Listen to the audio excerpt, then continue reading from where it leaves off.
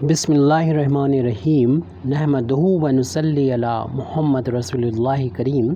ये problem 3 dimensional analysis यानी 3D की है और चैप्टर है the straight line. Prove that the lines x-1/2 is equal to y-2/5 is equal to z-3/4 and दूसरी line है जो कि अनसिमेट्रिक फार्म है। ये तो सिमेट्रिक फार्म में दे रखी थी, ये अनसिमेट्रिक फार्म में लाइन दे रखी है।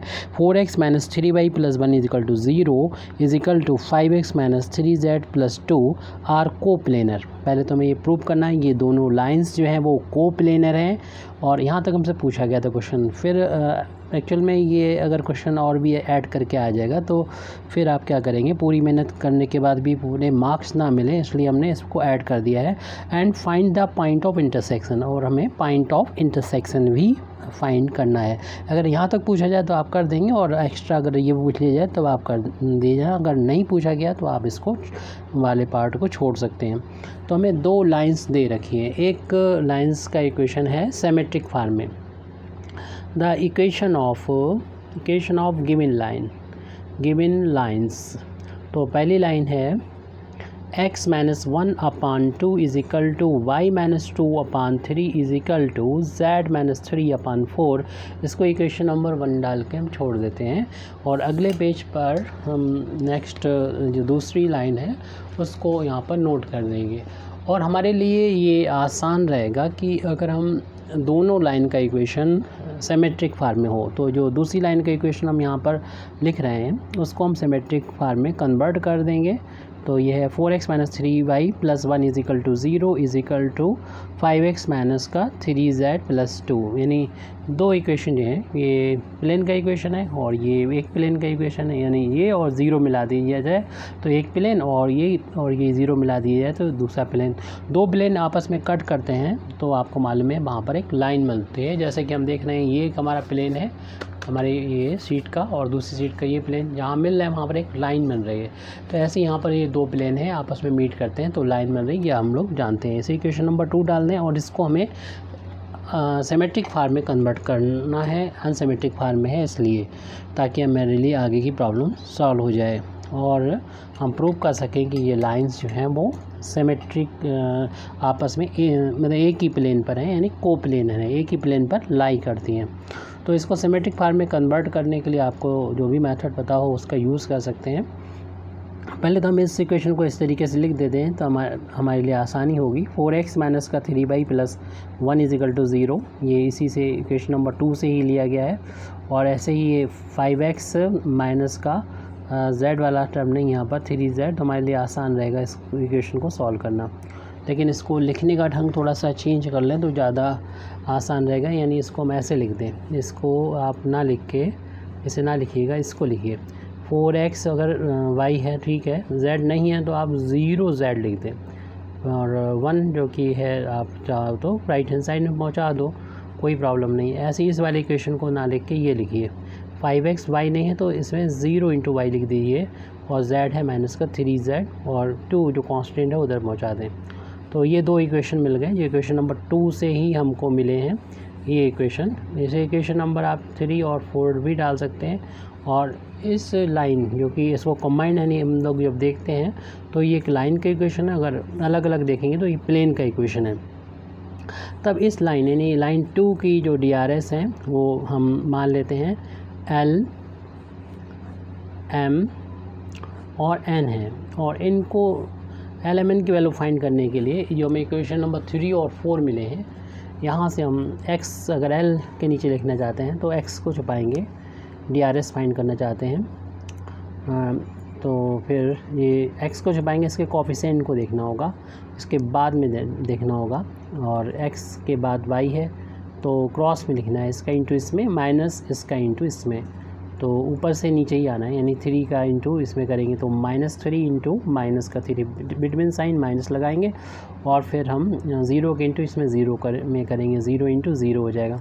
फिर हम जब y का लिखेंगे तो ध्यान रहे कि हमें आगे बढ़ना है, यानी ऊपर ये z की तरफ, इसका कोफिशिएंट का इसमें क्रॉस में ही करना होगा, लेकिन पहले से लिखना होगा 0 का 5 में इंटू 0 का 5 में इंटू माइनस फिर इस 4 का -3 में इंटू 4 का मल्टीप्लिकेशन -3 में, यानी x के बाद हमें आगे जाना था, y के बाद भी आगे जाना था, यानी इसका कोफिशिएंट का इसमें पहले इंटू करना होगा, फिर इसका इंटू, फिर लास्ट में तो कोई प्रॉब्लम नहीं है कि z तो n के नीचे लिखेंगे, इसमें भी क्रॉस में 4 का 0 में और 4 का कर दीजिए 0 में, फिर माइनस साइन अप्लाई करने के बाद -3 का मल्टीप्लिकेशन 5 में।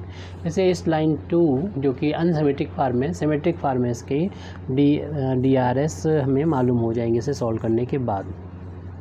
तो L अपान ये -1 प्लस का 9 माइनस का 0 अपान M अपान ये तो 0 हो जाएगा, माइनस प्लस का हो जाएगा 12, n अपान ये वैल्यू 4 इंटू 0 0 हो जाएगी, माइनस प्लस का हो गया, और 3 इंटू 5 15 हो जाएगा। तो L upon 9 is equal to M upon 12 is equal to N upon 15 ठीक रहेगा हमारे लिए इसको सिंपलेस्ट फार्म में बदल लें, यानी 3 से पूरे इक्वेशन ये डिनोमिनेटर डिवाइड हो रहे हैं, तो वो इसको 3 से, यानी पूरे इक्वेशन यहाँ पर 3 से मल्टीप्लाई करने पर तो L अपान ऊपर नीचे 3 होगा, कैंसिल हो गया, 3 बचेगा, यहाँ पर 3 4 टाइम्स इसको कैंसिल कर देगा, ऐसे 3 यहाँ लिखेंगे तो ये 5 टाइम्स कैंसिल हो जाएगी, लेकिन ये ज़रूरत नहीं, डायरेक्ट ऐसे कर देंगे। तो इस लाइन की DRS हमें पता चल गई। लाइन 2 जो अनसिमेट्रिक फार्म में थी, जब हम सिमेट्रिक फार्म में लिखेंगे तो DRS सामने हमारी लिखी होती है, तो उसी को हमें फाइंड करना होता है, हमने फाइंड कर लिया है। अब हमें पॉइंट्स लाइन पर कोई भी एक पॉइंट की ज़रूरत होती है तो हम पुट कर देते हैं, पुटिंग एक्चुअल में इक्वेशन नंबर हम 3 4 का यूज़ कर रहे हैं, वो इक्वेशन नंबर 2 ही है, तो पुट कर रहे हैं हम x कोई भी वेरिएबल ले लें, x बाई z, ज़रूरी नहीं 0 रखें, z बराबर 0 रख रहे हैं हम इन इक्वेशंस 3 एंड 4 में रख रहे हैं, तो ये यानी इक्वेशन 2 में रख रहे हैं, ऐसे भी कर सकते हैं, तो आप 1 भी रख सकते हैं, कोई भी वैल्यू रख सकते हैं। 0 इसलिए लिया ताकि आपको कम कैलकुलेशन करना हो, तो जब यहाँ पर z बराबर 0 रखेंगे तो हमारे पास बचेगा इक्वेशन 4x माइनस का 3y इज इक्वल टू -1। अभी हम लोग जो काम कर रहे हैं वो लाइन जो 2 दे रखी है उसको सिमेट्रिक फार्म में कन्वर्ट कर रहे हैं। जब दोनों लाइन हमें, यानी जो पहली लाइन थी और जब जो दूसरी, दोनों लाइन जब सिमेट्रिकल फार्म में आ जाएंगे तो उसके बाद का काम बहुत कम रह जाएगा कोप्लानर प्रूव करना। हालांकि इसके लिए भी डायरेक्ट फार्मूले होते हैं, लेकिन फार्मूले हम लोग कहाँ तक याद करेंगे, इसलिए हम इसको सिमेट्रिक फार्म में कन्वर्ट करें लाइन सेकेंड को। तो इसे सॉल्व करने के लिए इक्वेशन नंबर 4 में अब हमें रखना है z बराबर 0, तो यहाँ 0 रखने पर ये ओनली मिलेगा हमारे पास 5x और राइट हैंड साइड में माइनस का 2, क्योंकि z बराबर 0 रखने में ये टर्म भी 0 हो गया। तो हमें x की वैल्यू यहाँ से आसानी से पता चल गई, -2/5 है, और इससे हम इस इक्वेशन में वैल्यू पुट कर दें, इक्वेशन नंबर 5 डालने अगर, तो इक्वेशन नंबर 5 से हमको x की वैल्यू पुट करने पर 4 इंटू एक्स की वैल्यू -2/5 रख दिया यहाँ पर, माइनस का 3y इज इक्वल टू -1, इससे हम y की वैल्यू को फाइंड कर सकेंगे। तो माइनस का 8/5 minus 3y is equal to -1, हमें y की वैल्यू फाइंड करना है, उसको राइट हैंड साइड में ले आते हैं, 1 को लेफ्ट में ले आते हैं, तो 1 प्लस हो जाएगा, और -8/5 तो था ही, राइट साइड में हमारा y का टर्म चला जाएगा, यानी 3y प्लस का हो गया, 8/5 था ये, एलसीएम ले लिया जाएगा, यहाँ पर 5 का मल्टीप्लिकेशन हो जाएगा -8 और ये 3y, माइनस का 3 यहाँ पर डिफरेंस है इसका, अपान 5 इज इक्वल टू 3/3 कैंसिल कर देगा, इसे माइनस का 1/5 हो जाएगा y की वैल्यू। इस तरीके से एक पॉइंट तो हमें पता चल गया लाइन पर, एक पॉइंट तो ये होगा, therefore a point on line 2 जिसका हम सिमेट्रिकल इज़ x की वैल्यू भी मिली थी हमें माइनस के 2/5, y की वैल्यू आ चुकी है -1/5 और z बराबर 0 आया था, पुट किया था हम लोगों ने, तो एक पॉइंट पता चल गया। अब हम लाइन 2 का आसानी से लिख सकते हैं सिमेट्रिक फार्म में इक्वेशन। तो equation of line 2 in symmetric form, symmetric form में लाइन का इक्वेशन हो गया x माइनस कर देते हैं। आप जो पॉइंट आपने फाइंड किया उसको यहाँ पर माइनस करते हैं। x कोऑर्डिनेट जो है -2/5 है और y माइनस कर देते हैं, ये दूसरा जो y का है -1/5, और जो थर्ड प्लेस पे वो z में से माइनस कर देते हैं। अपान में रखते हैं जो इस लाइन की यानी लाइन 2 की DRS थी वो हमने पहले ही फाइंड कर रखी हुई यहाँ पर 3, 4, 5। तो इसके ये हो जाएगा 3, 4 एंड 5, ये DRS थी वो नोट कर दिए। लाइन का इक्वेशन आ चुका है ये सिमेट्रिक फॉर्म में। थोड़ा सॉल्व कर लें, इसमें माइनस माइनस प्लस हो जाएगा। तो x प्लस 2/5 अपान में 3 है इक्वल टू, ऐसे ये भी प्लस हो जाएगा y प्लस 1/5 अपान में 4 है एंड z अपान में 5 है। अब इसे इक्वेशन नंबर हमारा 5 तक हो गया, 6 डाल देते हैं। अभी तक ये एक्चुअल में देखिए 2 लाइनें हो गई, लाइन 1 और लाइन ये हमारी आ गई 5। अब सवाल यहाँ से समझ लें शुरुआत होती है कि 2 लाइन दे रखी हैं जो कि सिमेट्रिक फॉर्म में है और हमें इन्हें प्रूव करना है कि ये कोप्लेनर है। कोप्लेनर का मतलब ये है कि 2 लाइन आपके पास हों, माना कि ये 2 लाइन हैं तो ये कोप्लेनर होंगी। तो कोई भी ये प्लेन है यहाँ, तो एक ही प्लेन में होंगी, इस तरीके से होंगी, दोनों टच कर रही होंगी प्लेन पर होंगी। ऐसा नहीं होगा कि एक लाइन जो है यहाँ पर हो दूसरी लाइन इस तरीके से उठी हो, हर एक पॉइंट टच ना कर रहा हो ना, दोनों लाइन का सारे पॉइंट जो है एक ही प्लेन को टच कर रहे होंगे। ये कब होगा? देखिए जो SQ लाइन होती हैं वो तो देखिए यहाँ पर जो है इस तरीके से हो सकती हैं, पैरेलल भी हो सकती हैं। थोड़ा सा ये माइंड जाता है कि पैरेलल भी लाइन जो है वो कट नहीं करती, क्योंकि जो कट करती लाइनें वो तो कोप्लेनर होती ही हैं। अब ये भी बात है कि कुछ लाइन जो होती हैं वो कट नहीं करती हैं, जैसे कि ये, तो वो भी कोप्लेनर हो सकती हैं और वो नहीं भी हो सकती हैं। वो इस बात पर डिपेंड करता है। पैरेलल लाइन जो है वो तो एक ही प्लेन में होंगी, और जो कुछ पैरेलल नहीं होती हैं, जो भी पैरेलल लाइन है वो एक ही प्लेन में होंगी, देख रहे हैं इस तरीके से। लेकिन जो पैरेलल नहीं है और वो भी ऐसा हो सकता है कि वो एक ही प्लेन में ना हो, ये सिचुएशन हो सकती है जो आप यहाँ पर देख रहे हैं कि इसमें हम इस वाली लाइन को तो दिखा देंगे सारे पॉइंट एक ही इस प्लेन पर जो यहाँ पर रखा हुआ है हमने, इस प्लेन पर लाई करना है हर एक पॉइंट, क्योंकि प्लेन आपको मालूम इन्फिनिटी तक जाता है, लाइन भी इन्फिनिटी तक जाती है।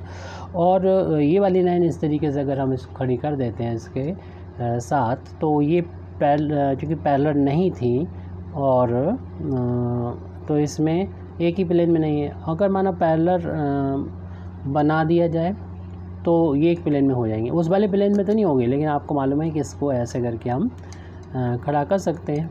अगर पैरेलल होंगी तो एक प्लेन में जाएगी, लेकिन हम ये बताना चाह रहे हैं कि अगर इस तरीके से एक लाइन तो हो गया, SQ लाइन जो होती है वो एक ही प्लेन में नहीं होती हैं। तो ये हो गया, ये वाली लाइन तो देखने सारे पॉइंट इसी प्लेन में है, लेकिन ऐसा कोई भी प्लेन नहीं हम ढूंढ सकते जो देख रहे हैं कि जो पैरेलल भी ना हो और एक दूसरे को कट भी ना करें, तो उसी लाइनों को SQ लाइन बोलते हैं और उनसे कोई भी प्लेन पास नहीं होता है। तो जो लाइनें या तो एक ही प्लेन में होती हैं या पैरेलल होती हैं, वो उनसे ज़रूर एक प्लेन पास होता है।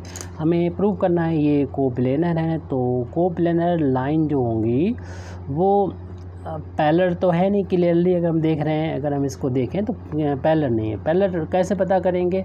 तो पैरेलल की आपको अगर पहचान करना है तो आप DRS देख लीजिए।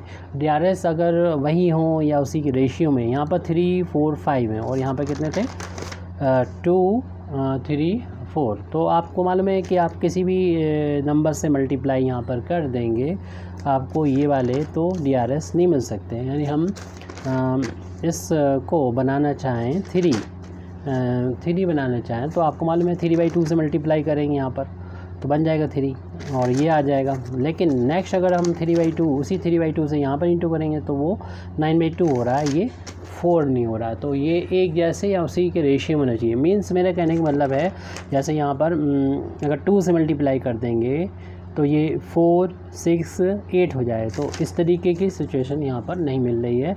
या किसी भी नंबर से मल्टीप्लाई कर दें तो ये अगर मिल जाता तो ये हो जाती पैरेलल लाइन। तो क्लियर सी बात है 1 और 6 पैरेलल नहीं है, तो पैरेलल नहीं है तो क्या कंडीशन होगी? पैरेलल नहीं होगी तो यानी ये सिचुएशन तो नहीं होगी, ये सिचुएशन नहीं होगी। अब क्या हो सकता है, ये एसक्यू लाइन भी हो सकती हैं। यानी एसक्यू लाइन इस तरीके से देख लीजिए कि ना तो पैरेलल है और ना ही ये कट कर रही है, इन्हीं को एसक्यू लाइन बोलते हैं। लेकिन एक सिचुएशन ये भी हो सकती है, पैरेलल नहीं है तो वो एक दूसरे को कट करेंगी, और जब वो लाइनें कट करती हैं तो हम लोग जानते हैं कि हमेशा जो है उनसे एक प्लेन जाता है। देखिए एक प्लेन उनसे पास हो रहा है, यानी ये दोनों प्लेन के सारे पॉइंट इस प्लेन के पॉइंट कॉमन हो जाएंगे, यानी ये लाइन जो होंगी प्लेन को टच करेंगी या इन पर लाई करेंगी। तो हमें यही कंडीशन प्रूव करना है, क्यों पैरेलल तो है नहीं, तो इसका मतलब ये ज़रूर इंटरसेक्ट करेंगे। तो हम अगर प्रूव करना हो कि दो लाइंस जो हैं वो कोप्लेनर हैं, तो हम बस ये दिखा दें कि वो इंटरसेक्टिंग लाइन है या पैरेलल लाइंस हैं, तो कोप्लेनर हो जाएंगी। तो यहाँ पर क्लियर सी बात है, पैरेलल नहीं है तो हम दिखा देंगे ये लाइनें जो हैं वो इंटरसेक्टिंग लाइन है। बस हमें इंटरसेक्टिंग लाइन दिखाना होगा। इंटरसेक्टिंग लाइन होगी तो वो किसी पॉइंट पर, एक पॉइंट पर मिलेंगी, इंटरसेक्ट करेंगी, और वो इंटरसेक्टिंग पॉइंट भी हम यहाँ पर फाइंड करके दिखा देंगे। पहले तो वही पॉइंट ही हमें फाइंड करना होगा, मिल जाएगा। तो इसको कैसे सॉल्व करेंगे कि इंटरसेक्टिंग पॉइंट कैसे दिखाएं इनका। तो इसके लिए आप क्या करते हैं, जो इक्वेशन नंबर 1 है उसको आप उसमें r के इक्वल इसको लिख लीजिए, और इसको लिख लीजिए r डैश के इक्वल। अब इक्वेशन नंबर 1 से हम x y z की वैल्यू r की फॉर्म में रख देंगे, क्योंकि हम आसानी से फाइंड कर सकते हैं। फर्स्ट वाले को लास्ट के इक्वल रख दें, यानी x माइनस 1 अपान जो 2 है उसको r के इक्वल रख दें। ऐसे ही जो सेकंड वाला आपका है y माइनस 2 अपान 3 वो भी r के इक्वल रख दें। थर्ड वाला जो है z माइनस 3 अपान 4 उसको भी r के इक्वल रख दें। यहाँ से हम x बाई z की value in terms of r find कर लेंगे। तो x की वैल्यू हो जाएगी x माइनस 1 बराबर 2 का दें इंटू कर देंगे, 2r हो जाएगी। ऐसी y माइनस 2 की वैल्यू निकालेंगे, 3 का यहाँ मल्टीप्लाई कर देंगे। z माइनस 3 की वैल्यू फाइंड करेंगे तो 4r हो जाएगा। x की वैल्यू फाइंड किया तो इसको उधर 1 को उधर ले जाएंगे, राइट हैंड साइड में जाके प्लस हो गया। y की वैल्यू फाइंड करेंगे तो ये 2 उधर जाके प्लस हो गया। z की वैल्यू फाइंड करेंगे तो ये 4r में प्लस का हो जाएगा 3। तो x y z की वैल्यू आ गई, इसे आप इक्वेशन नंबर 7 डाल दीजिए। ऐसे ही हम इक्वेशन नंबर 6 जो कि दूसरी लाइन है, अगर सिमेट्रिक फॉर्म में दोनों इक्वेशन दे रखा होता तो सवाल यहीं से शुरू होता, बहुत सिंपल सा हो जाता। लेकिन यहाँ पर एक लाइन इन्होंने अनसिमेट्रिक की, तो हमें यहाँ तक इक्वेशन नंबर 6 तक हमें आना पड़ा। और जब आ चुके हैं तो फिर यहाँ से हम 6 से फाइंड कर लेंगे। इसको हम r डैश के इक्वल रखेंगे, यानी x प्लस 2/5 अपान 3v r डैश के इक्वल है। ऐसे ही y प्लस 1/5 अपान 4 भी r डैश के इक्वल है। और z माइनस 3 अपान ओनली ये है z अपन 5 भी r डैश के इक्वल है। तो अब यहाँ से हम वैल्यू फाइंड करेंगे x बाई z की, 3 का उधर मल्टीप्लाई कर देंगे तो x प्लस 2/5 की वैल्यू मिल जाएगी 3r डैश। ऐसे ही दूसरा वाला जो है वहाँ पर 4 को राइट हैंड साइड में ले जा रहे हैं, तो y plus 1/5 is equal to 4r dash हो जाएगा। और z की वैल्यू हमको मिल जाएगी 4/5 कितना है ये, z अपन 5 जो है वो r डैश के इक्वल है, तो z की वैल्यू हो जाएगी 5r डैश हो जाएगी। अब यहाँ पर हम x की वैल्यू फाइंड कर लें, तो x की वैल्यू हो जाएगी 3r डैश है यहाँ पर ये, और प्लस का था राइट हैंड साइड में तो माइनस का हो गया 2/5। ऐसे ही y की वैल्यू फाइंड कर रहे हैं, 4r डैश माइनस 1/5 हो जाएगी। z की वैल्यू तो पहले से ही ये 5r डैश के इक्वल है। इसे इक्वेशन नंबर आप 8 डाल दीजिए। अब इक्वेशन नंबर 7 और 8 से हमें मिल रहा है पॉइंट, यानी ये इक्वेशन नंबर जो 1 है, तो 1 पर आपको मालूम है कोई भी लाइन होती है उस पर इनफाइनाइट पॉइंट होते हैं। r की वैल्यू आपको मालूम है यहाँ पर वेरिएबल है, r की जैसे वैसे आप वैल्यू डिफरेंट रखेंगे वैसे अलग अलग लाइन पे पॉइंट पा लेंगे, और r की इनफाइनाइट वैल्यू होंगी और इनफाइनाइट पॉइंट होते हैं। हर एक पॉइंट के लिए r की एक फ़िक्स वैल्यू होती है। अगर दोनों लाइनें एक दूसरे को इंटरसेक्ट करती हैं तो उस पॉइंट पर आपको मालूम है जो इस वाली लाइन का x होगा वही इसी वाली लाइन का x होगा, दोनों वैल्यू बराबर होंगी। और y के लिए भी y की वैल्यू भी बराबर होंगी दोनों, और z की वैल्यू भी बराबर होंगी, इक्वल होंगी। तो हम क्या करेंगे, कि एक्स वाई की वैल्यू को आपस में इक्वल रख देंगे। जो इक्वेशन नंबर हमारा 6, 7 और 8 मिला है वहाँ से हमें आर और आर डैश की वैल्यू मिल जाएगी। और ये वैल्यू हम जो तीसरा इक्वेशन जब z की वैल्यू आपस में रखेंगे इक्वल, उससे एक तीसरा इक्वेशन मिलेगा। उस इक्वेशन को अगर वो इक्वेशन अगर सेटिस्फाई हो जाता है तो इसका मतलब ये होगा कि ज़रूर ये एक दूसरे को इंटरसेक्ट करती हैं। नहीं तो ये हो जाएगा कि हमने ज़बरदस्ती दो लाइनों को इंटरसेक्ट कराने के लिए एक्स वाई को इक्वल रख दिया, एक्स वाई जेड। तो अगर एक्स वाई तो हमने अपनी मर्ज़ी से रख सकते हैं, लेकिन जेड हमारी मर्ज़ी नहीं चलेगी। तो अगर जो एक्स वाई को इक्वल रखा है उससे जेड की वैल्यू भी वेरीफाई कर देती है हमको, तो इसका मतलब प्रूव हो जाएगा कि दोनों जो लाइंस हैं वो इंटरसेक्ट कर रही हैं। और जैसे ही हम अगर ये इस बात को बता देते हैं कि दोनों का एक कॉमन पॉइंट है, यानी इंटरसेक्टिंग लाइंस हैं, तो प्रूव हो जाएगा कि ये एक ही प्लेन में है, इनसे एक प्लेन जाता है या ये एक ही प्लेन पर लाई करती है। तो इसके लिए हम क्या करेंगे कि एक्स वाई जेड तीनों आपस में बराबर कर दी, यानी from equation number from 7 and 8 on intersecting point ये लाइन इंटरसेक्ट कर भी रही है या नहीं उसके बारे में अभी हमें नहीं मालूम। ये मान के चल रहे हैं कि इंटरसेक्ट करेंगी तो हमारा रिज़ल्ट भी वेरीफाई हो जाएगा। तो हम दोनों वैल्यू को इक्वेशन नंबर जो 7 में एक्स की वैल्यू है जो कि 2r+1 के इक्वल है, और इक्वेशन नंबर 8 में जो वैल्यू है एक्स की 3r--2y है, वो बराबर होंगे। ना सिर्फ एक्स की वैल्यू बराबर होगी इंटरसेक्टिंग पॉइंट पर दोनों लाइन की, बल्कि वाई की वैल्यू भी इक्वल होगी। तो इक्वेशन नंबर 7 से वाई की वैल्यू, यहाँ पर इक्वेशन नंबर 7 से वाई की वैल्यू आपस में इक्वल कर रहे हैं। और इसी तरीके से जेड की वैल्यू वो भी आपस में इक्वेट रख रहे हैं। इक्वेशन नंबर 7 से 4r+3 है जेड की वैल्यू, यहाँ से 5r' की वैल्यू है। तो हमें ये तीन इक्वेशन मिले हैं जो आर और आर डैश में हैं। हमें दो अननोन हैं तो दो इक्वेशन काफ़ी होते हैं हमारे लिए। तो इन दोनों किन्हीं भी दो इक्वेशन का हम हेल्प लेंगे, और तीसरे को अगर सेटिस्फाई करता है तो इससे प्रूव हो जाएगा कि दोनों लाइंस जो हैं एक ही पॉइंट पर इंटरसेक्ट करती हैं, यानी वो कोप्लेनर लाइंस हो गई। तो हम किन्हीं भी दो इक्वेशन का यूज़ कर सकते हैं, अपनी मर्जी है जो आप यहाँ पर यूज़ करना चाहें। कोफिशिएंट के लिहाज से जो भी हो, जो आसान हो कैलकुलेशन में, उनको आप ले सकते हैं।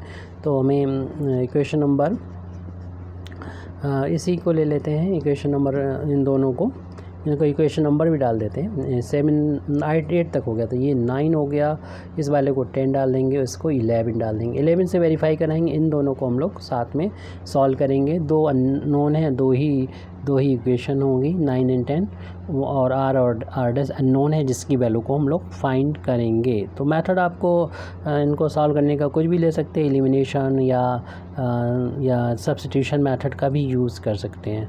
तो हमें यहाँ पर सब्स्टिट्यूशन मेथड ज़्यादा अच्छा लग रहा है, आराम से आर की वैल्यू मिल रही है, इसमें यहाँ पर पुट कर देंगे। ये तो दोनों इक्वेशन में मल्टीप्लाई करना होगा। तो इक्वेशन नंबर आप 9 से पहले आर की वैल्यू को फाइंड कर लेते हैं। आप जैसे चाहे मेथड यूज़ सकते हैं, एलिमिनेशन मेथड या सब्स्टिट्यूशन या कोई भी मेथड जो होता है वो यूज़ कर सकते हैं। तो यहाँ से हम आर की वैल्यू फाइंड करना चाहते हैं तो 2r पहले फाइंड कर लीजिए, इसको उधर ट्रांसपोज कर देंगे। 3r डैश है, -2y 5 था, और ये 1 राइट हैंड साइड में पहुँचेगा तो ये भी माइनस हो जाएगा। इन दोनों को एक कर दें, उससे पहले यहाँ पर हमें माइनस को बाहर ले लेना चाहिए ताकि दोनों टर्म देखें प्लस हो जाएंगे। और ये फ्रैक्शन में है तो इसको भी हम फ्रैक्शन में यानी 1/1 करके लिख देंगे। आप कैलकुलेशन कर सकते हैं आसानी से। 1 और 5 का एलसीएम 5 हो जाएगा, 1 का यहाँ पर इंटू हो जाएगा, 5 का वहाँ इंटू हो जाएगा। तो इस तरीके से अभी जो चल रही वैल्यू वो 2r के इक्वल चल रही, 3r डैश माइनस का ये 7/5। अब हमें 2 से डिवाइड कर लेना चाहिए ताकि ये हमें मिल जाए 3r डैश अपॉन 2 माइनस 7/2 का यहाँ पर इंटू हो जाएगा, 5 में 10 बन जाएगा। तो इस तरीके से r की वैल्यू यहाँ पर हमें मिली है 3/2 r डैश माइनस 7/10। r की इस वैल्यू को हम इक्वेशन नंबर 10 में पुट कर देंगे, तो इससे r एलिमिनेट हो जाएगा। सब्स्टिट्यूशन मेथड का यूज़ कर रहे हैं। अब ये वैल्यू पुट कर देते हैं, पुटिंग इन इक्वेशन नंबर 10। तो ये तो आप कोई भी मेथड यूज़ कर सकते हैं जो आपने पढ़ा हो कि 7 क्लास में, 8 क्लास में, तो उस मेथड का आप यहाँ पर यूज़ कर लें 10 क्लास में।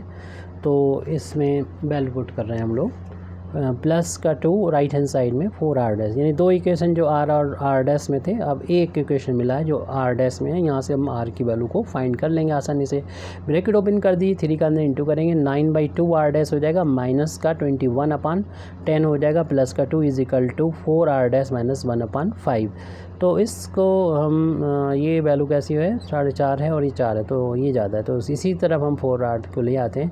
9/2 माइनस यानी r' को मतलब एक साइड कर लीजिए जिसको अननोन है, और बाकी को सबको दूसरी साइड कर लेंगे। इसको हम राइट हैंड साइड में लेंगे, प्लस का 21/10 हो जाएगा, और ये माइनस का 1/5 पहले से है, और ये 2 भी उधर जाके माइनस का हो जाएगा।